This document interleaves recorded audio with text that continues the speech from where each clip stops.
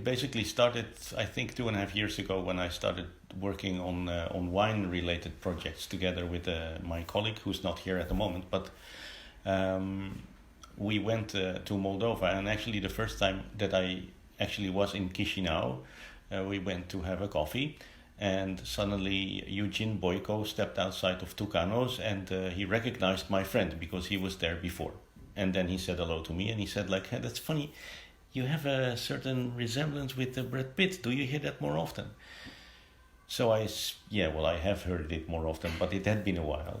And you know, just a bit of chit chat, and then he left. And a week later, he called me up actually to say that he had a plan in his head. Yeah, that's how it basically started. And afterwards, I went back and forth to Chisinau. I think I visited Chisinau for about 5 times. Never really got out of the city, but after a year of waiting, basically, Eugene finally called me up again and said, like, we've got the money, we can do it. So yeah, that's when it all started happening. Well, the film, I love the filming. The whole team was really professional and nice. You know, I couldn't understand anything they were saying amongst each other.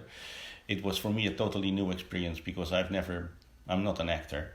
I don't act or anything. I'm a graphic designer by trade. So this is a totally new experience for me. And it was really, it was kind of special to actually get out of Chisinau and go to Orhai and see the valley and stuff like that.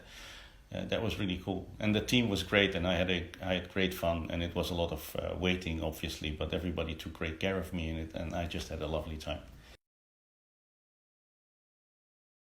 Oh, I sort of smiled, but it doesn't in Holland here, it doesn't happen that much. As far as I have an experience, I would say yes. The funny part, a funny story, on the last day of filming, there was this lady in the valley with a horse and carriage. And at some point, she moved me from the trucks to another set that was being set up a kilometer away or something. So she took us, and at some point when we were finished, she said, like, listen, if you guys just have wrapped up all the materials and stuff, come on over to our house so we can have some wine and celebrate that you finished the project, which is what we did. So we came over to this house, and by then it was all dark and cold.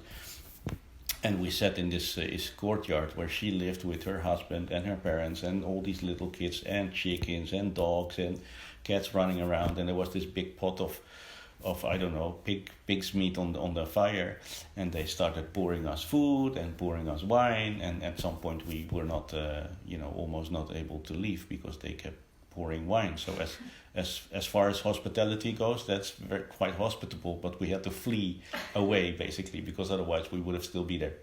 Almost like in the video, yeah. Almost like in the video, yeah, absolutely, yeah.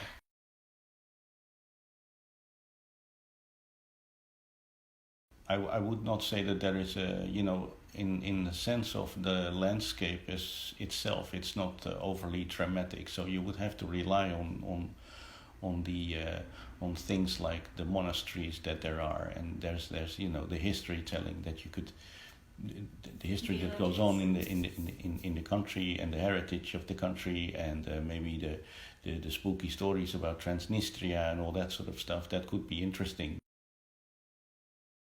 So what I like most about Chisinau in this sense is that it is a city that it needs work. There's beauty and there's sadness, and it's a melancholic feel that you get from it. I haven't seen enough. I would definitely want to go back, and I might actually when my kids are older, we as a family might actually go to Moldova or Romania. We have a certain longing now for Eastern Europe.